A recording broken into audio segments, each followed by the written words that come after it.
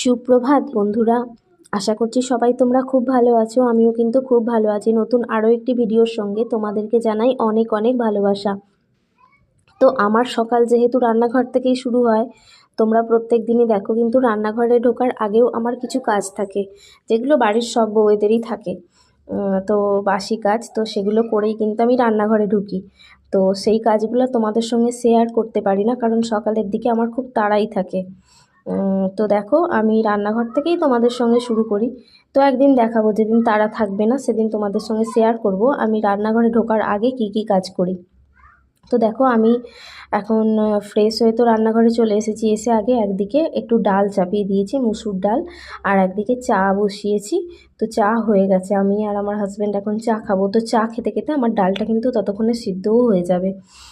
আর ভাত তো এখন বেলায় হয়, আমার হাজব্যান্ড তো এখন অফিসে ভাত নিয়ে যায় না, তো ঠান্ডা হয়ে যাবে বলে ভাতটা, আর তার জন্য ভাতটা বেলাতেই হয়। আর আমরা দেখো চা করা হয়ে গেছে, চা খেতে খেতে কিন্তু আমার ডালটা ততক্ষণে সেদ্ধও হয়ে যাবে।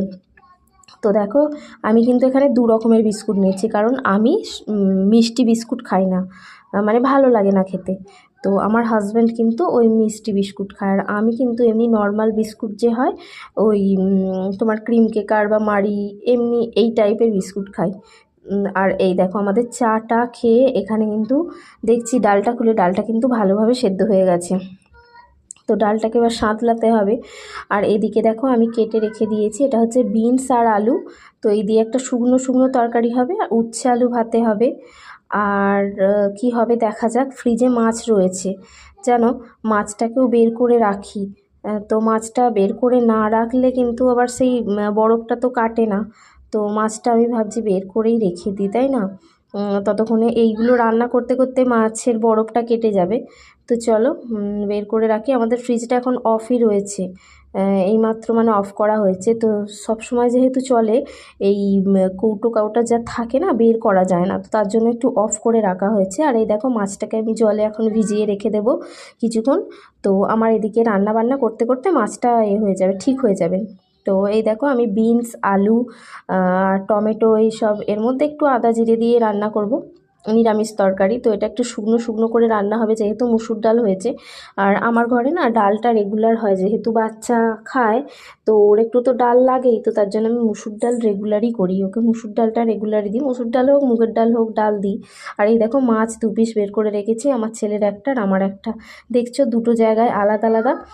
তো ওরটা কিন্তু আমি পরে ভাজবো, যেহেতু ও বেলায় তো ভাজা থাকলে। এই দেখো, এদিকে হচ্ছে মুসুর ডাল, আর এদিকে তরকারি আমার হয়ে গেছে।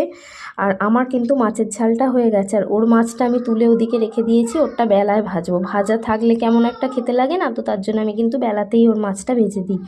আর এই দেখো, উচ্ছে আলু ভাতেটা এবার ভাতে দেবো। তো এই মাত্র জাস্ট ভাত চাপিয়েছি, আমার ওদিকে তরকারি, ডাল, মাছের ঝাল।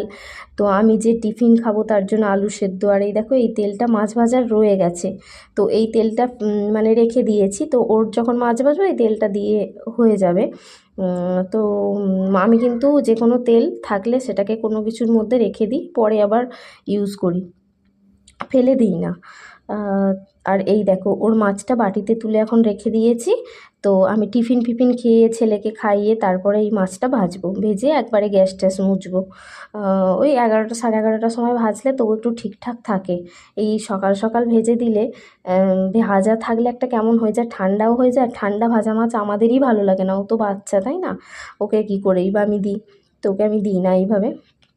আর এই দেখো, ভাত আমার এই এখনও ফুটই ধরেনি, এই জাস্ট চাপিয়েছি, এখন কিন্তু বাজে 10:45। আর ওদিকে আমার ছেলের সুজি করে রেখে দিয়েছি, আর উচ্ছে আলু ভাতেটা আমি ভাতে দিয়ে দিলাম। তো চলো, ভাতটা হোক, হতে হতে আমরা এদিকে টিফিন খেয়ে নেব। ততক্ষণে আমাদের টিফিন খেতে এইসব করতে, ওকে ফ্রেশ করাতে ততক্ষণে আমার কিন্তু ভাতটা হয়ে যাবে। আর দেখো, বেসিনে কয়েকটা বাসন রয়েছে, এই বাসনগুলো আমিই মেজে নিই। ওই দুধ আনে যে সেই সব জায়গা টায়গা থাকে, তো ওগুলো আমি কিন্তু নাবাই না, ওগুলো আমি টুকটাক যা বাসন হয় বেসিনের মধ্যে মেজে নিই। আর বড় সড়ো বাসন যেগুলো সেগুলো তো কাকিমা মাজে। তো চলো, দেখো, আমার কিন্তু রান্না বান্না কমপ্লিট। আর এই দেখো, খুব সুন্দর আজকে একটা রোদ উঠেছে কিন্তু। আর এই দেখো, আমার ছেলে দিকে খেলা করছে। আমার মানে সোমবার দিন থেকে 1 তারিখ থেকে আমার হাজব্যান্ডের কিন্তু ছুটি। ওর এখন সব ওর যে সিএলের ছুটি সব জমানো থাকে, তো সেগুলো এই ডিসেম্বর মাসের মধ্যে তো নিতে হবে। তো তার জন্য ওর সোমবার থেকে ওই হাফ হাফ করে ছুটি নেয়, সব ছুটি একবারে নিয়ে নেয় না, কিছুদিন কিছুদিন করে ছুটি নেয়। আর আমার এদিকে দেখো ঘরদোর গোছানো কমপ্লিট হয়ে গেছে, আমাদের দুজনের কিন্তু টিফিন খাওয়াও কমপ্লিট হয়ে গেছে। তো টিফিন ফিফিন খেয়ে আমি ঘরদোর পুরো গুছিয়ে ফেলেছি, আর আমার ছেলে কিন্তু এখানে খেলা করছে। আর এই দেখো আমার কিন্তু গ্যাস ট্যাস মোছা হয়নি, ভাতটা উপর করে দিয়েছি, আর মাছটা তো রয়েছে ভাজবো।